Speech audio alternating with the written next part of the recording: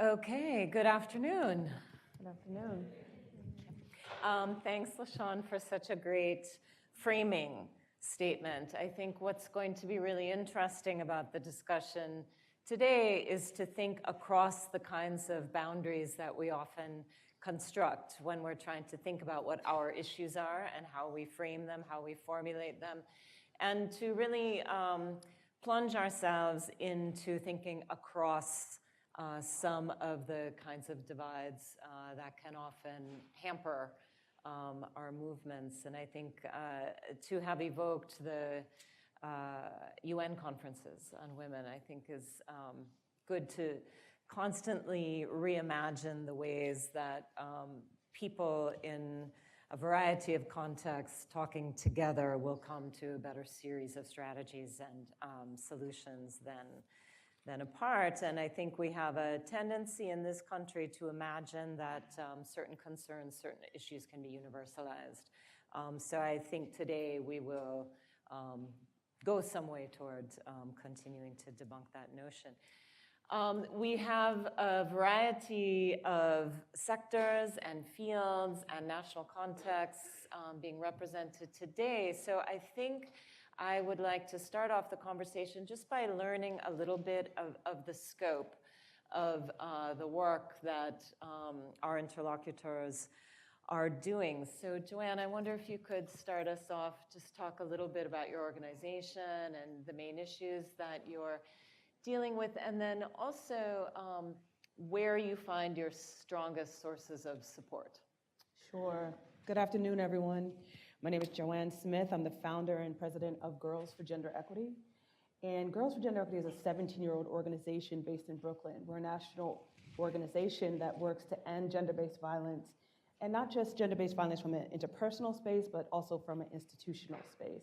We work with young people 11 to 24 years old, cis, trans, and gender nonconforming, young people of color, and we work with them by meeting them where they are on their youth development stage, so in after-school programming, in healing circles, as well as post-high school, during college, and also work with them to help elevate the voice that we know they have inside of them and the advocacy that they have inside of them, because we know that they have solutions and they are closest to the issues that they're experiencing and have solutions for those problems and for addressing the institutions that often impact them. And when I talk about institutions, I'm talking about obviously schools, homes, communities, foster care systems, juvenile justice system.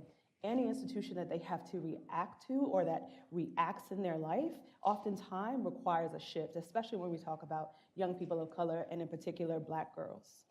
And so Girls for Gender Equity's work over the last 17 years has really been to shift the culture, to shift the language, to shift the narrative around how young people are seen and how they are valued in the world.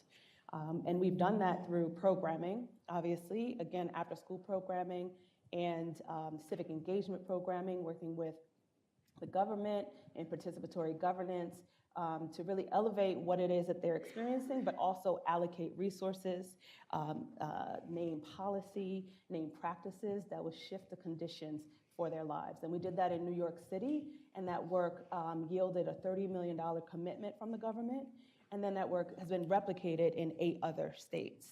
And so right now, I mean, many of you may not know, Tarana Burke, founder of Me Too Movement, was senior director at Girls for Gender Equity when Me Too went viral in 2017. So you can imagine, Me Too has gone viral, and she's in a staff meeting, and she's just like, oh my God, this is a moment.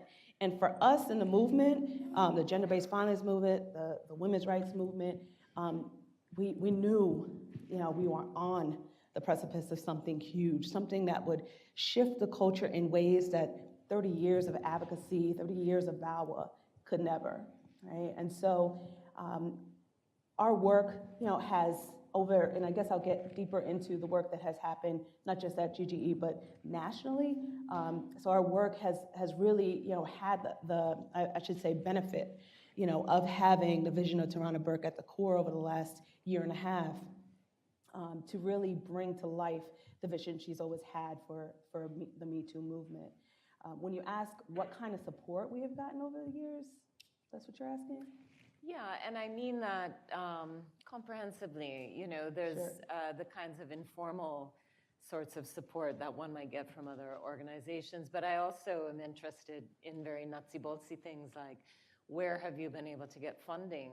You know, where have you been able to, you know, make some inroads into policy? I mean, I think the example you just gave in terms of getting funding from the government is quite stunning, actually. Sure. So yes, we've had a mixed bag. We've been really fortunate and also unorthodox. As the founder, I started GGE at 25. I thought it was going to be an 18-month fellowship. I'm going to say to y'all now, apply for fellowships, try. If you have an idea, if you see the system isn't working, it's not working, you know, apply for something. It shifted the course of my life and generations to come in my family.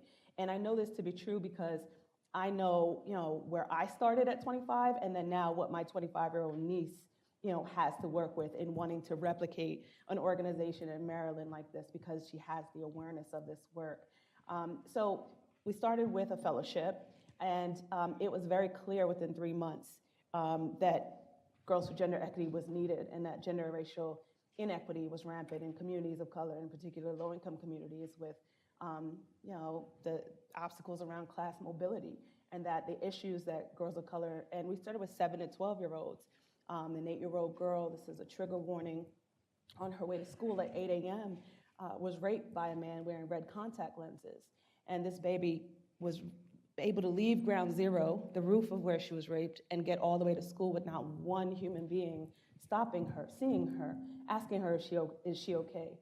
And it wasn't until she got to school that her teacher saw her and grabbed her and she passed out in her arms that she was seen. And we know a dog in the street, an animal in the street right now would get stopped and helped. And so it was clear to us as a community, it was clear to us as Black women who saw ourselves in that little 8-year-old girl that, you know, this was gonna be lifelong work, and this was gonna be work that we needed to do not only in our community, but also to address the issues that impact our communities that don't allow an 8-year-old baby to be seen, you know, as a human, but allow her to be seen as prey. And so we were able to get support from, obviously, foundations, communities. Because of the needs assessment that we would do, we would connect with community groups from schools, people like crossing guards. Like the average community member was able to find a space in our organization and see their value within that space. We get, obviously, funding from Novo Foundation, government funding I just talked about, from the city, from the state, and then, of course, do fundraisers. We also get a lot of support over the years from Anita Hill.